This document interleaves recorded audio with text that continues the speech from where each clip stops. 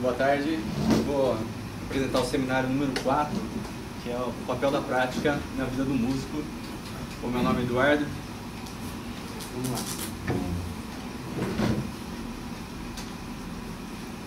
A gente começa vendo que a prática é uma atividade e é necessário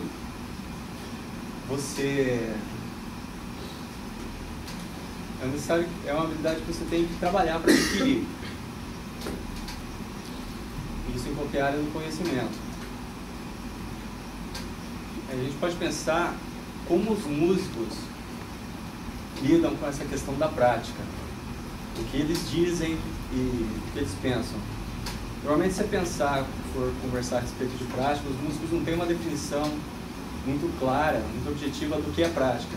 Eles tendem a ser muito emotivos, passionais, ou falam que gostam, que amam praticar, que outros falam que não tem paciência para praticar, que é uma coisa chata, mas não é uma coisa objetiva. A gente pode tentar entender a prática através dos relatos, do que as pessoas contam, quando elas conseguem, falar da rotina de prática delas, como elas fazem, tudo. Mas mesmo isso não é uma fonte confiável de conhecimento.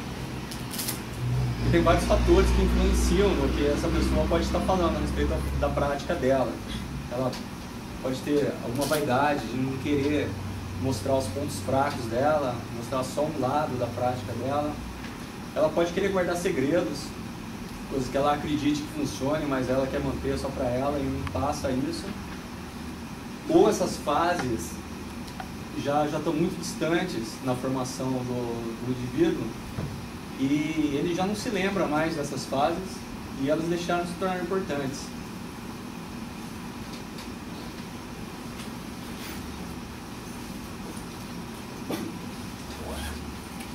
Atualmente, a prática do músico, ela costuma ser uma coisa solitária, né? Normalmente ele procura um lugar que seja tranquilo, que evite perturbação. E é uma coisa solitária. Por outro lado, também nem sempre para quem não está praticando, ou até para quem está praticando, é uma coisa agradável de ficar ouvindo, né? Porque você vai tocar, normalmente você fica repetindo o trecho várias vezes. Você vai estudar harmônico no saxofone, ou nota aguda no trompete ou na flauta. Então esse é o motivo também de ser uma coisa isolada. E hoje as pessoas têm condições principalmente nas sociedades mais industrializadas, de ter um espaço preparado para isso, isolado acusticamente, ou você usar instrumentos eletrônicos que te permitem estudar em qualquer horário, poder estudar no hotel quando você está viajando e tal.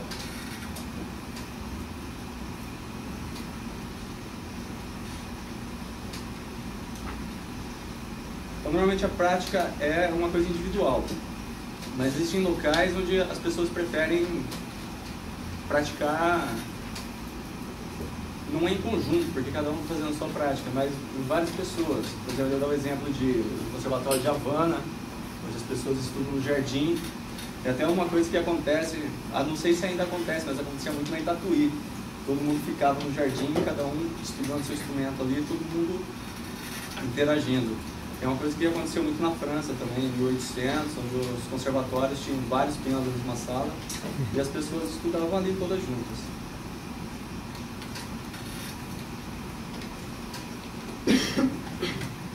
As práticas elas costumam ser diferentes para cada indivíduo, né? Não é todo mundo que pratica do mesmo jeito, mesmo que seja o mesmo repertório. Isso vai variar dependendo do nível técnico do músico, do tipo de música que ele está executando também. Normalmente a atividade da prática, ela tenta simular uma situação real de performance.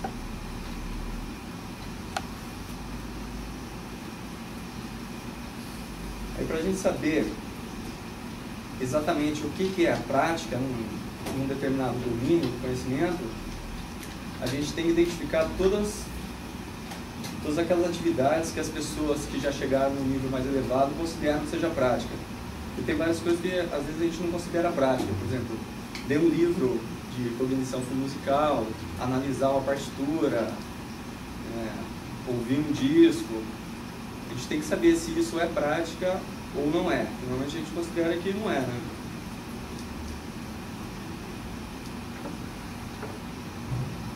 Bom, a gente tem duas maneiras de analisar essa prática, que é a prática do dia a dia, que é uma macro perspectiva, que é essa que eu falei agora,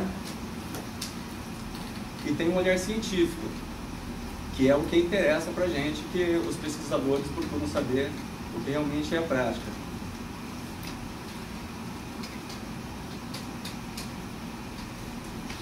Então eu comecei com a definição, que é a definição que está no livro. Uma atividade estruturada, frequentemente concebida por professores ou técnicos, com o objetivo explícito de aumentar o nível atual de desempenho de um indivíduo. Em contraste com o trabalho e lazer, ele requer a geração de objetivos específicos para a melhora e o monitoramento de vários aspectos do desempenho. Além disso, a prática deliberada envolve tentar ultrapassar os limites anteriores, o que requer concentração total e esforço. Consequentemente, só é possível se envolver nessas atividades por um período limitado de tempo, até que seja necessário descansar e se recuperar. Então, os tipos de prática, né? Informal e formal. A formal é o que a gente vai ver agora. E essa prática exige, como a definição ali falou, objetivo. Você tem que ter um foco daquilo que você vai fazer. Você tem que estar concentrado naquilo, mas aquilo também precisa ter uma resposta. Você precisa ter um feedback daquilo que você vai realizar.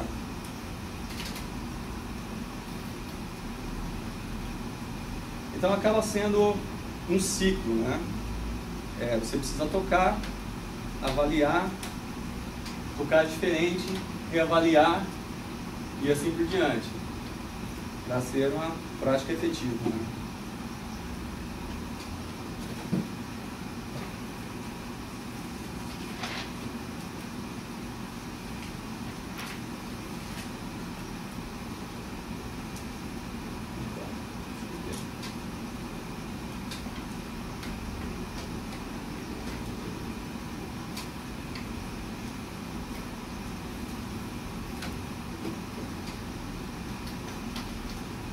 Quando eu falo de prática, ela é diferente do trabalho e do lazer.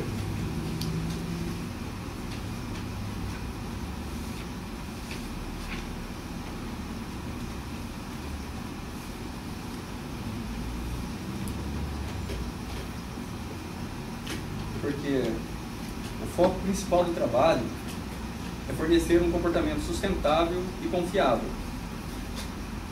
O foco do lazer é proporcionar um bem-estar, que pode ser físico, emocional ou cognitivo. Essas atividades, teoricamente, a gente consegue desenvolver por muito mais tempo.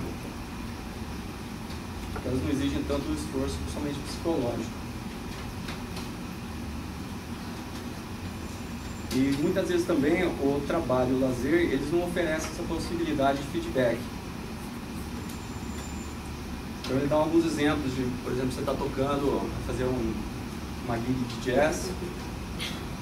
Teoricamente isso não é prática, né? Você está só demonstrando uma habilidade já adquirida. É lógico que em alguns momentos existe a prática, momentos que você vai experimentar uma coisa nova, que está exigindo mais de você e que alguém pode comentar depois o seu desempenho.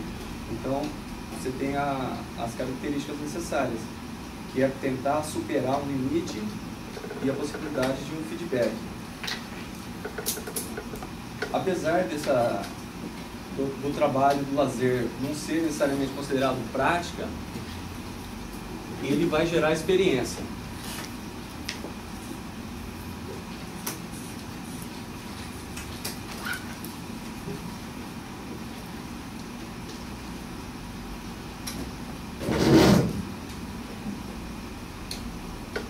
A gente tem o próximo tópico, que é a estrutura por trás do comportamento especializado. Muitas vezes a pessoa acredita que praticar é simplesmente conseguir tocar.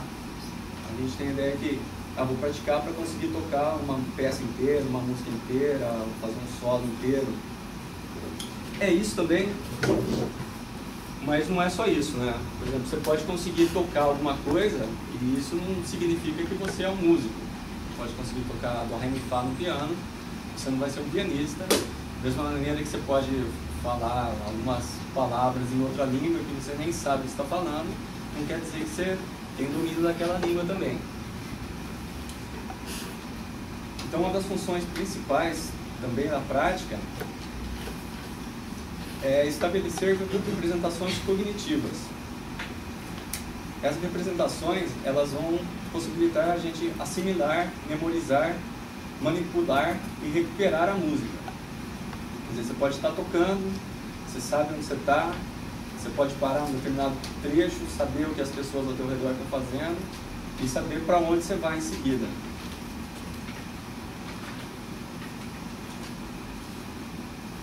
Essas representações, elas são necessárias para uma transferência de habilidade. Você toca uma peça de um nível e essas habilidades que você adquire, você vai usar dentro daquele nível. Então você tem que sempre estar se esforçando para fazer coisas mais difíceis que estão fora do seu campo de habilidade para representar a prática. E você não fica tocando sempre no mesmo nível de habilidade.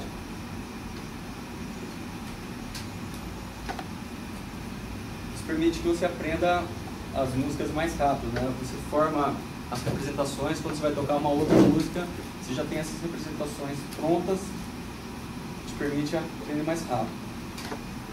Então o aprendizado depende das estruturas anteriores. Essas representações mentais, elas não são rápidas de ser adquiridas. Então você tem que fazer várias vezes, no mesmo grau de dificuldade, aumentando gradativamente, até você conseguir evoluir. E elas são muito objetivas, não objetivas, definidas, limitadas. Por exemplo, você pode pegar um pianista especialista em barroco, se ele for tocar um jazz, ele não vai conseguir tocar com aquela habilidade. Ou ao contrário, um cantor de música popular, se ele for cantar uma ópera, ele não vai conseguir também executar tão bem, porque as habilidades elas são específicas.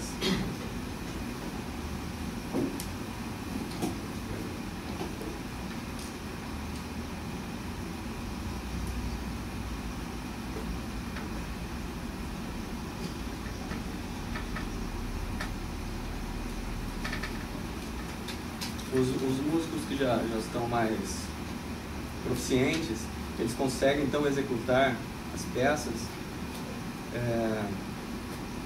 com baixa variação na performance. É diferente do aluno que toca uma vez, o negócio sai bom, toca de novo, já não sai mais e ele não tem sempre aquela precisão.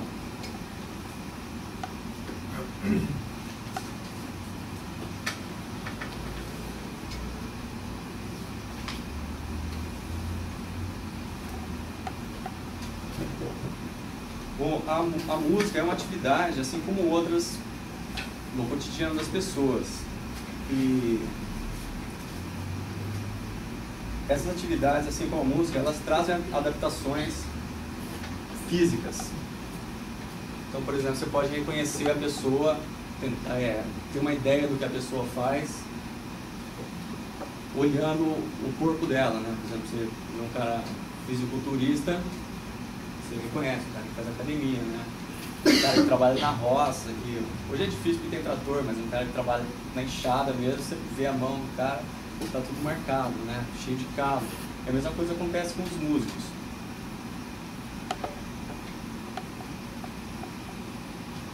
Tem várias características que são bem evidentes. Quando você pega um trompetista, às vezes ele está com a boca marcada, um instrumentista de corda tem calos nas mãos também. E essas características elas podem ser bem evidentes ou não. Por exemplo,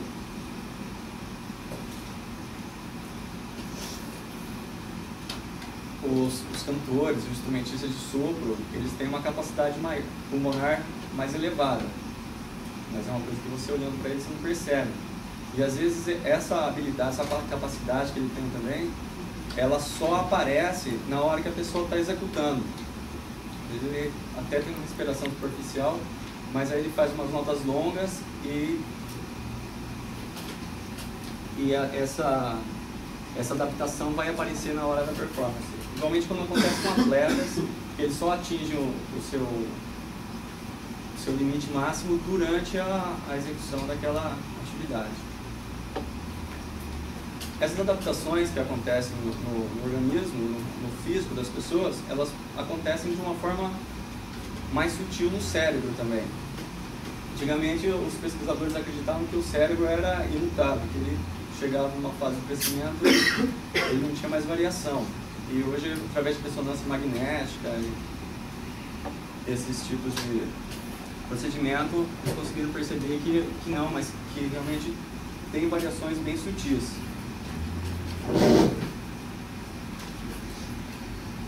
Eles puderam verificar que, uma pesquisa com instrumentistas de cordas, que as regiões do cérebro que comandam a mão esquerda, elas apresentam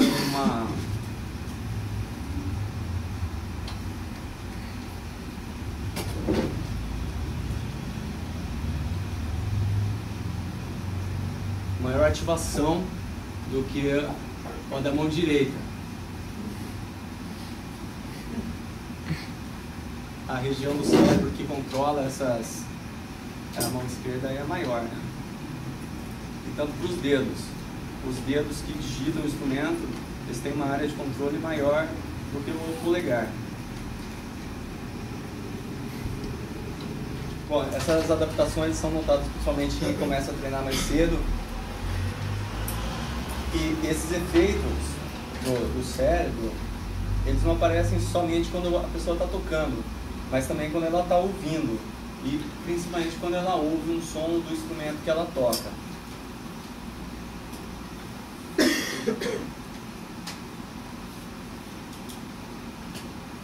Bom, então o treino e a prática, eles levam a mudanças no cérebro a um longo prazo, sutis, mas essas mudanças ocorrem não só entre os músicos, e acontecem entre as populações também.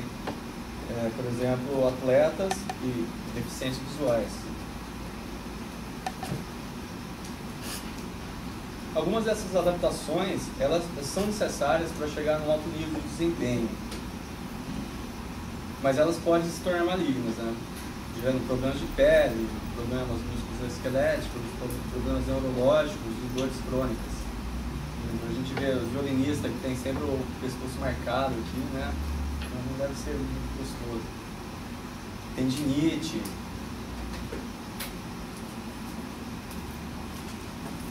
Ele dá um exemplo, ele fala que a maioria dos músicos de orquestra, 82% parece, relatam algum problema desse tipo. Alguma dor, alguma coisa. E que desses todos que relatam algum problema, 76% falam que esses problemas afetam na hora de tocar. O principal problema apresentado é a perda auditiva e a ansiedade, mas também tem outros problemas que são gerados pelo design do instrumento ou pela técnica que você usa para tocar. Isso pode gerar desconforto também.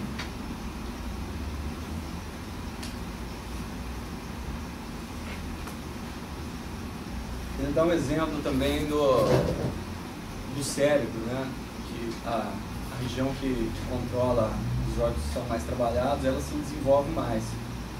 Só que isso pode acontecer um extremo, dela se desenvolver tanto que ela começa a atingir as áreas adjacentes, que a princípio elas são bem separadas, e essa região vai se desenvolvendo e começa a tomar parte da região adjacente. E, por exemplo, você movimenta um dedo e acaba movimentando o outro dedo junto. Ele fala que pode ter efeitos de hereditariedade e tal, mas também não é conclusivo.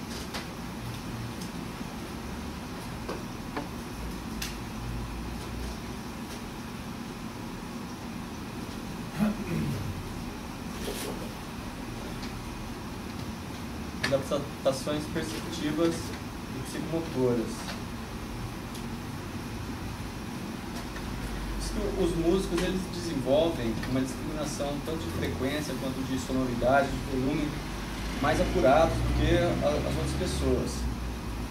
Mas, como eu já falei antes, essas habilidades elas são muito específicas e acabam nos servindo para outras coisas, por exemplo, para fala, né? E acaba servindo só para aquilo lá mesmo, para usar em música. Aí ele fala que, por exemplo, o músico que toca um instrumento que necessita uma afinação mais apurada, ele acaba desenvolvendo mais essa parte da frequência, da altura.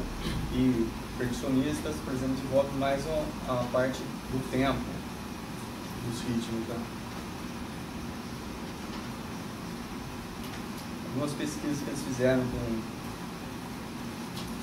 com pianistas e ver que os pianistas mais preparados, mais proficientes, eles têm habilidade para até bater a mão assim mais rápido e mais no tempo certo do que pessoas que não tocam bem ou pessoas que não sejam músicos. Além de ter uma habilidade tátil bem mais desenvolvida, mas que também só serve para usar naquela atividade. Acredito que isso uma pergunta que sempre fazem, né? Você toca piano, então você digita super rápido, né? Então acho que não, né? A não ser que você digite bem, aí tudo bem, aí você pode, numa hora, fazer essa transferência de habilidades. Mas a princípio não, a habilidade você adquire tocando o teclado, você não vai digitar mais rápido, do mesmo jeito que quem digita super bem não toca piano.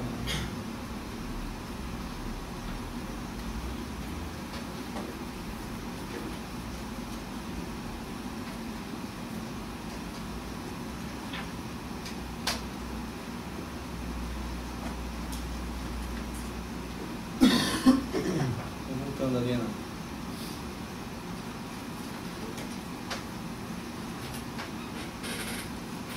Bom, a quantidade de prática.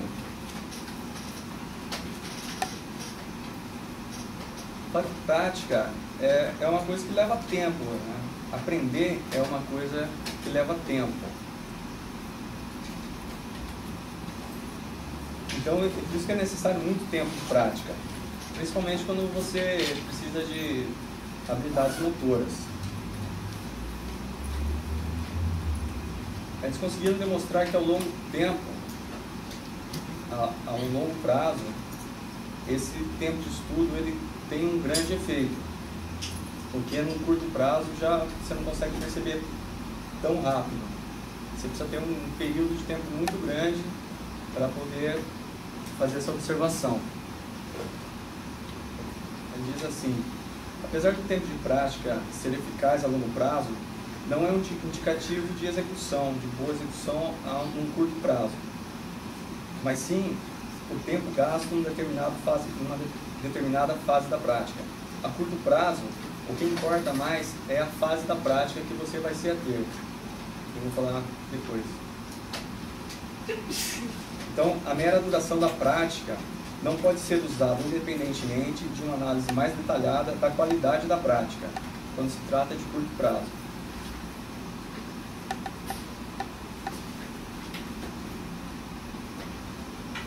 Eu vou voltar aqui para o gráfico. Aqui é uma experiência que eles fizeram com violinistas na Alemanha, onde eles experimentaram 30 violinistas. 10 considerados alunos, né, eram considerados pelos professores como excelentes, os melhores.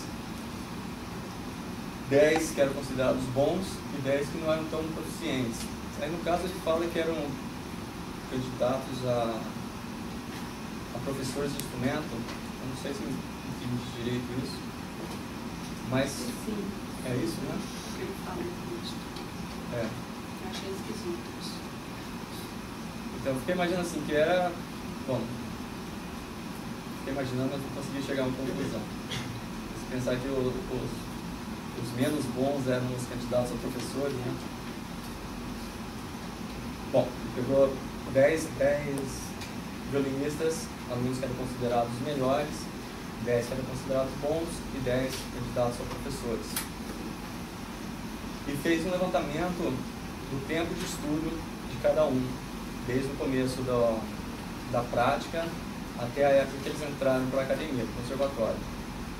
Isso foi feito através de uma pesquisa, de uma entrevista, onde eles falaram a biografia deles, com quem eles estudaram, se mudaram de professor, quando começaram, se teve permissão ou não.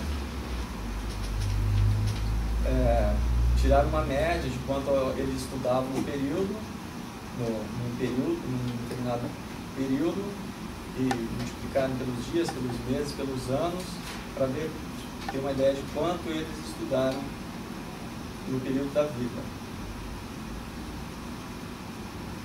Então a gente tem aqui os gráficos.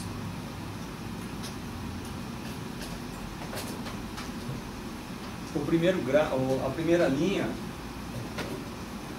aqui foi feito comparando com músicos profissionais. Eles queriam saber essa relação dos alunos, mas também eles queriam fazer uma comparação com músicos profissionais. Então também pegaram 10 músicos que tocavam profissionalmente nas orquestras e fizeram a mesma avaliação de tempo. Eles chegaram à conclusão que os alunos, os melhores, eles alcançaram os profissionais ali já na idade de 18 anos, que é a época que eles entraram no conservatório. Os que estudaram menos, que a gente vê as horas, né? São 7.000 e poucas horas. Isso aqui, quase 8.000 horas e tal. Aqui, na idade de 20 anos, eles vão chegar nas 10.000 horas, que a gente tanto fala na sala aqui, né? Então, aqui, aí nessas 10.000 horas, tanto os alunos, os melhores alunos quanto os profissionais, eles já estão juntos. E a última linha aqui é de músicos amadores.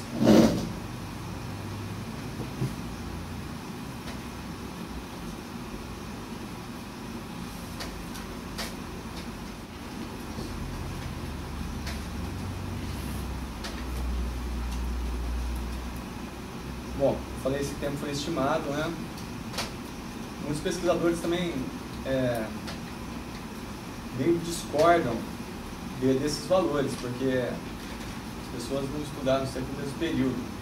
Quem está começando não consegue estudar ao mesmo tempo, quem já é profissional. Então foi feita uma pesquisa com diários, ele deu um diário para cada um anotar quanto tempo estava estudando, tudo, e realmente ele chegou à conclusão que todos os alunos têm uma tendência a supervalorizar o tempo que eles estudaram. Mas mesmo assim, eu acho que é válido esse tipo de pesquisa.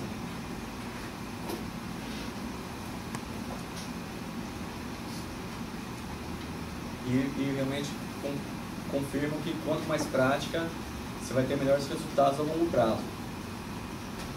Aí tem uma diferença no tempo que você estuda, né? Por exemplo, os violinistas e tecladistas acabam conseguindo estudar mais, instrumentistas de sopro, cantores, praticam um tempo menor. Isso acontece por causa principalmente das limitações fisiológicas. Fala das horas, a diferença das horas, né, de iniciantes profissionais, que os profissionais conseguem praticar mais do que uma pessoa que está iniciando. E pela pesquisa, pela essa amostragem que eles fizeram com essas pessoas, na realidade deles lá, a conclusão que eles chegaram é que a pessoa consegue estudar em média, assim, no máximo até essa época, quando ela ainda não é profissional. Até essa parte ela está adquirindo habilidades. Depois como ele começa a trabalhar, ele acaba mudando um pouco esse foco, que deixa de ser de criar habilidades, que é para manter as habilidades que ele já adquiriu. Isso também acontece por uma necessidade que tem de desenvolver outras atividades, né? Vai ter que dar aula, vai ter que cuidar da casa, fazer mercado, olhar filho, então também já não tem mais tanto tempo para praticar, aí ele tem que se dedicar mais a manter as habilidades que ele já tem. E ele fala que uma coisa que tem que ser vista com cautela assim, é quando um artista, um músico que está em atividade, ele fala que ele não tem mais necessidade de praticar, ele consegue resolver os problemas sem praticar. E o que na verdade ele sugere que acontece é que são outras atividades que ele está executando que estão sendo suficientes para manter essa habilidade necessária. Por exemplo, está tocando, está fazendo concerto, está fazendo alguma coisa ligada, que não é sentar e ficar estudando, mas é uma coisa que está resolvendo ali no caso.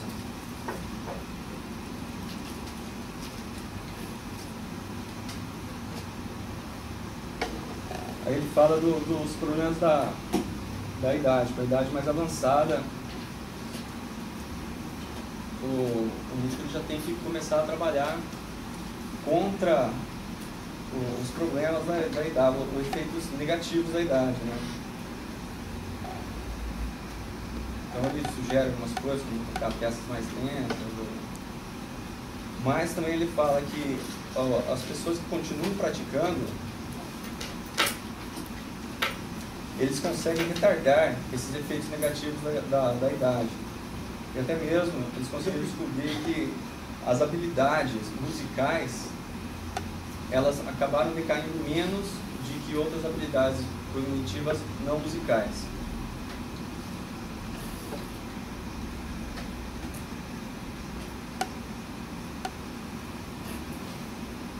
Fala a qualidade da prática, o que vem a ser uma boa prática, né?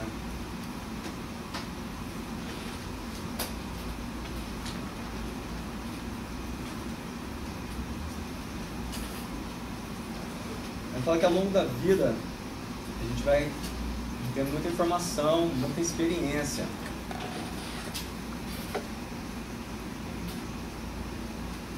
E aí a gente vai usando essas habilidades durante a prática. Às vezes a gente tem uma receita de prática que a gente faz certinho, do jeitinho que está escrito ali, e ela praticamente não tem resultado. Ou você segue um outro comportamento também e estuda tudo certinho e nada acontece, né? Eu falo que isso pode ser porque, apesar de você estar fazendo o que o programa está pedindo ali, o exercício e tudo, mas você não está pensando naquele negócio, você não está com o foco naquele exercício. Eu queria dar o exemplo de tocar lento, né? Às vezes você vai tocar uma coisa mais lenta, mas você simplesmente toca mais lenta e, como está mais lento, você acaba não prestando atenção, não pensando no que vem seguinte, na nota que vai vir e tal. Então acaba não servindo para nada. Por exemplo, no saxofone, uma coisa que é muito falada, instrumento de sopro, é de estudar nota longa. Mas se você simplesmente for estudar uma nota longa, sem pensar no para que você está estudando aquilo lá, não vai servir para nada, só para te deixar com a boca cansada.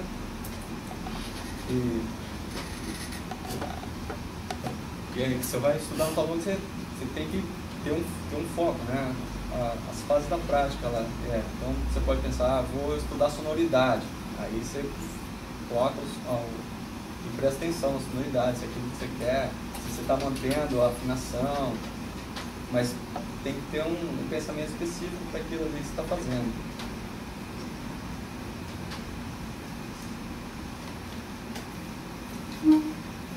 Eu falo que é sempre aconselhável você seguir as recomendações de um especialista, de um professor, tudo, mas de qualquer maneira você tem que sempre estar se perguntando por que aquela coisa funciona ou não. Não pode simplesmente fazer e deixar ao acaso.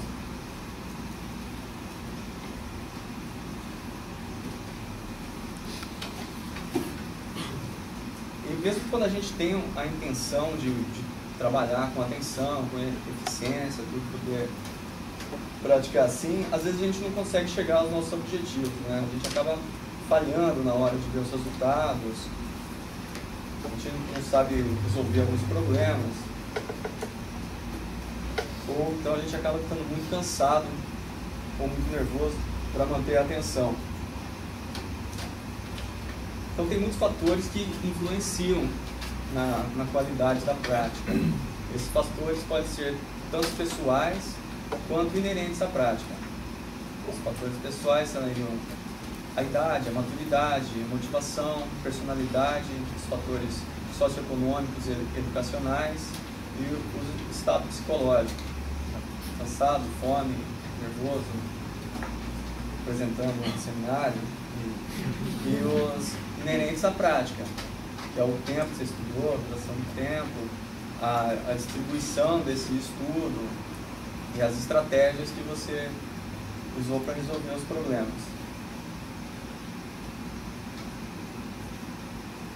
Quando esses fatores, essas condições, elas não são favoráveis, acaba sendo improdutivo você praticar, né?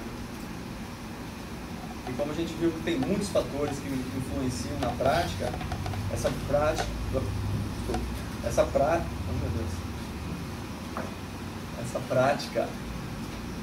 acaba diferenciando muito de uma pessoa para outra.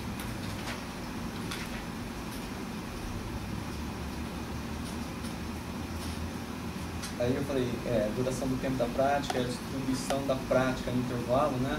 Isso também tem a ver com as fases da prática.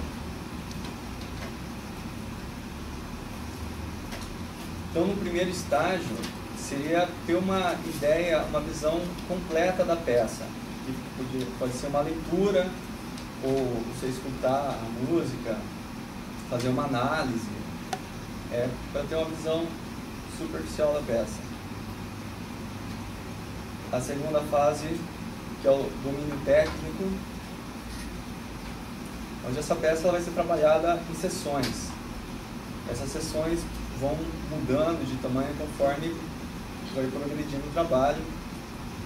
E essas sessões elas surgem do primeiro estágio, que é quando a gente viu lá a imagem completa da peça. Já nesse segundo estágio você pode ir desenvolvendo a interpretação. Esse desenvolvimento pode ser tanto intuitivo, você vai praticando, vai tocando e pela intuição você vai desenvolvendo, ou pode ser analítico. Você vai fazer uma análise estrutural, ou vai comparar a interpretação de outros intérpretes, simplesmente escutando alguma música. É nesse segundo estágio que os programas motores eles vão se tornar automáticos. Então nessa parte já pode ter uma primeira memorização da música.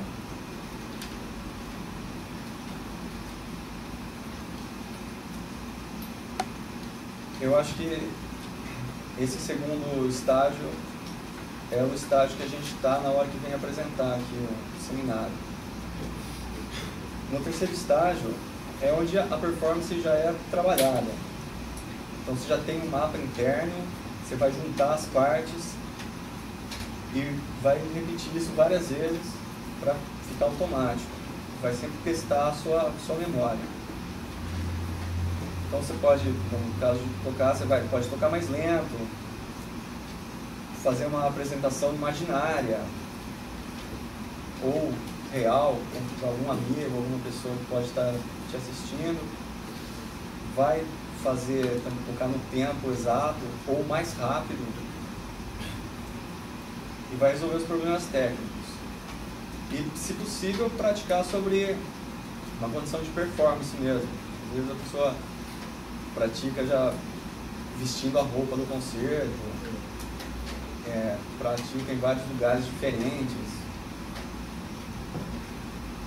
E o quarto estágio é a parte da manutenção, disso que você já adquiriu, e pode ter algumas modificações, mas o principal é a conservação, tanto dos aspectos técnicos e de memória.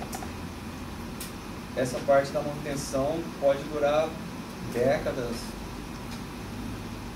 entre o período que você está trabalhando essa música, tocando, se apresentando ou gravando.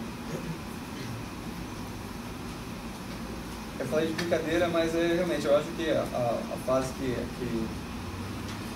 a gente vem apresentar ao seminário é a segunda, né? Onde você já está entendendo, assim, mas você não dominou ainda. Então você vem com as ideias para falar, chega na hora, dá um branco, a coisa não... Bom, eu falar disso depois também. Não está automatizada ainda.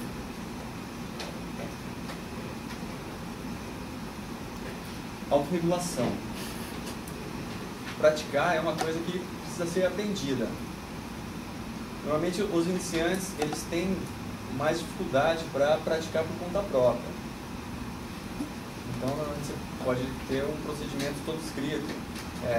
Estuda primeiro escala, depois arpejo, depois frase. Então tem uma estrutura escrita para o iniciante que não consegue fazer isso por conta própria.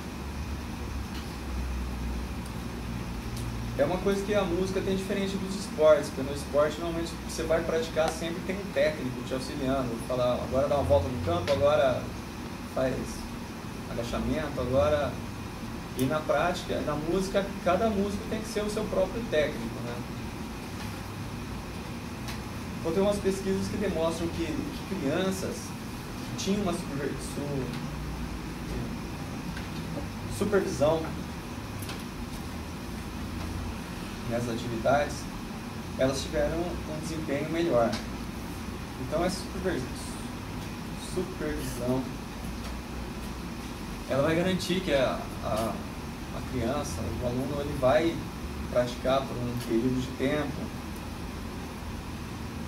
ele vai fornecer os objetivos que a criança tem que atingir e também vai avaliar. Não necessariamente precisa ser um professor, pode ser o pai que está junto ali, incentivando a criança a praticar, normalmente de uma forma motivadora, né? Elogiando, mas mostrando os erros. E conforme esse indivíduo ele vai ficando mais autossuficiente, ele já vai saber modificar a prática para resolver aquelas questões que ele tem necessidade. Então, a prática ideal ela é principalmente atingida por essa autorregulação. Existem vários tipos de prática, principalmente porque as pessoas são diferentes, as músicas são diferentes e os instrumentos são diferentes. Você pode ter uma prática generalizada para coisas tão distintas, né? Por exemplo, um músico de jazz acaba tocando bastante com playback, play along, oversold. O cantor pode estar acompanhado de um pianista. Então é específica também para cada habilidade que você vai desenvolver.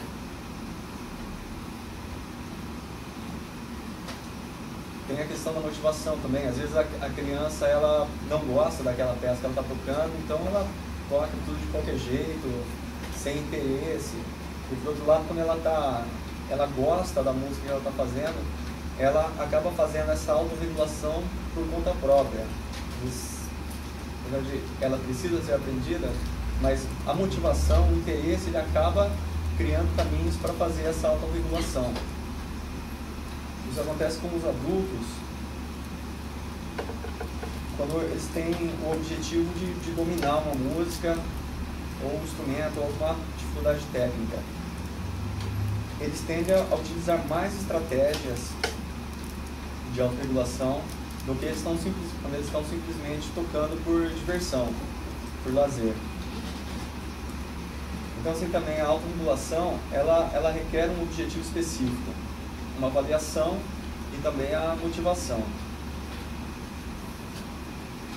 Assim como a gente já visto na questão da prática, a autorregulação acaba acontecendo num ciclo também, que é o reconhecimento do problema, a escolha da estratégia que você vai utilizar, a performance e a avaliação da performance. Você vê, se você não corrigir o problema, começa tudo de novo.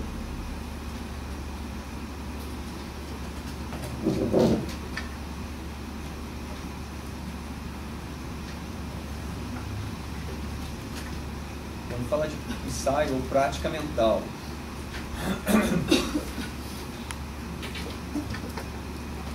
Como a gente já viu, a prática, para ser efetiva, ela exige esforço. E quando você está cansado, você vai cometer erros e essa prática vai acabar se tornando ineficaz. Então ele sugere que a gente divida a prática em sessões, em vez de sentar de manhã e ficar o dia inteiro praticando. Você vai sempre intercalando. Pratica um período, vai fazer uma atividade diferente, ou descansa, alguma coisa assim.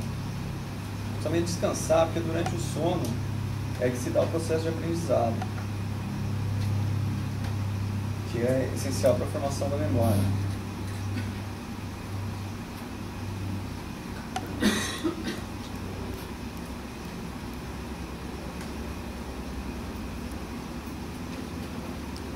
Às vezes a gente está estudando um trecho e chega uma hora que quanto mais você estuda, parece que vai ficando pior, né? Você faz aquilo lá, às vezes até estava legal, mas você vai insistindo e vai ficando cada vez pior. Isso acontece porque chega uma hora que o cérebro está tão cansado que ele já não consegue mais distinguir as informações, o que é certo, o que é errado. E nessa hora você tem que parar e mudar o foco daquilo que você está fazendo.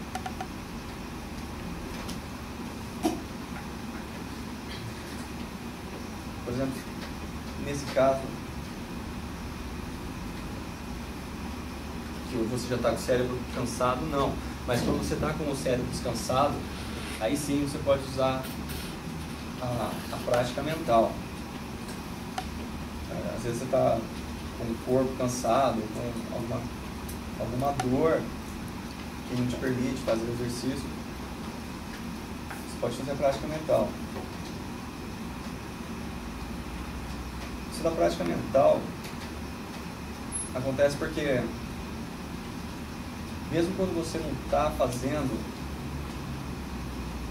a parte motora do exercício, ou simplesmente quando você está pensando em música, em termos de som, aquelas regiões do cérebro que são responsáveis por essas áreas, elas também são ativadas, tanto quanto se você estivesse realizando a atividade.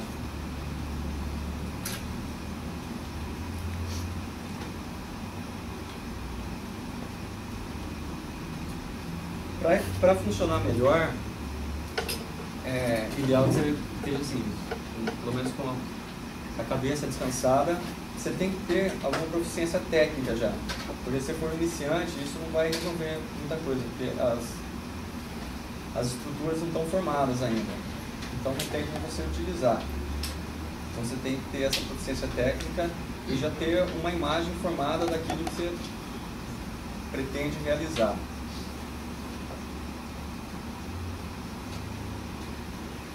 Tem umas pesquisas que mostram que esse ensaio mental ele tem um resultado melhor se você fizer alguma atividade motora junto. Isso fortalece a criação de estruturas.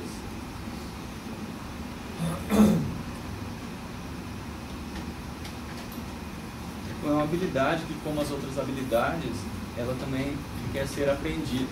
Você tem que aprender a dominar isso, né? O relaxamento, o yoga, essas coisas, você tem que praticar para conseguir fazer. Tem uma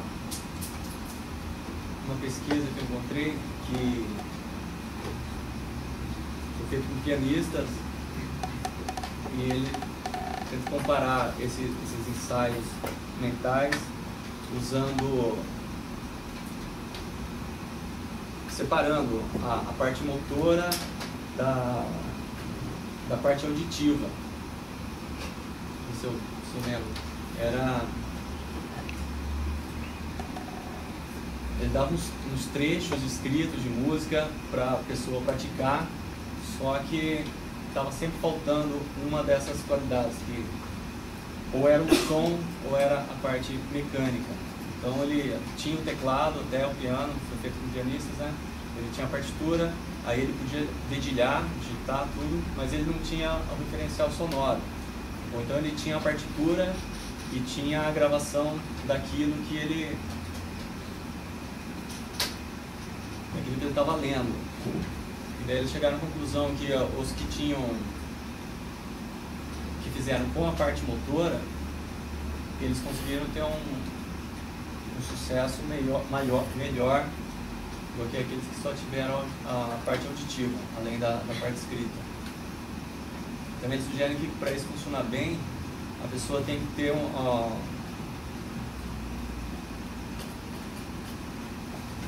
essa questão dos sons, das notas bem estruturadas na cabeça. Você já tem que saber aquilo que você quer, o som já tem que estar pronto na sua cabeça, senão não funciona tanto. Mas é aconselhável. E também por exigir esforço, né? Eles sugerem que você pode fazer isso por uns 20 minutos, que é um tempo razoável para ter efeito. É automatismo. Normalmente se concorda que há 3 fases no desenvolvimento das habilidades, que seria a fase cognitiva, a fase associativa e a fase autônoma. Então, na fase cognitiva, a pessoa está simplesmente tentando entender os requisitos da tarefa. Nessa fase, ele está aprendendo essa tarefa e tem baixos níveis de proficiência. Então, o desempenho normalmente ele é lento e é impreciso. Já na parte associativa, ele já tem uma compreensão completa dos requisitos dessa tarefa. Então, o desempenho já melhora. A proficiência aumenta, mas ainda você está usando uma grande capacidade de processamento da memória. Então, você ainda tem que pensar um pouco naquilo que você está fazendo. Até chegar na fase autônoma, né? Autônoma, que é o último passo do desenvolvimento. Nessa fase, o desempenho já atingiu um nível que a atividade parece ser fácil. Então, o desempenho é quase sempre preciso e mesmo a prática, quando você está nessa fase, a prática ela já adiciona poucas melhorias. A atividade parece ser realizada automaticamente e a necessidade cognitiva é baixa. Então quer dizer que você tem capacidade de pensar em outras coisas. Por exemplo, para tocar coisas rápidas, ornamentos, essas coisas. Se eles já estiverem nessa fase autônoma, você pode tocar tranquilamente e focalizar sua atenção para partes da apresentação, por exemplo, trabalhar a ansiedade ou prestar atenção nos outros colegas que estão tocando, tocar mais junto, prestar até mais atenção no maestro, escutar melhor os outros. Você não está tão focalizado nessa parte técnica, que já está no automatismo.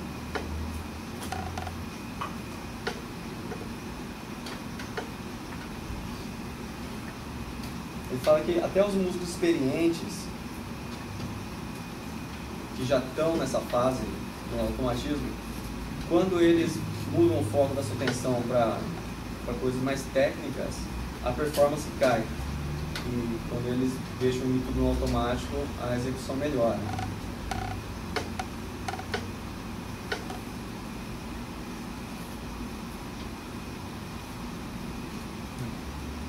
E era isso.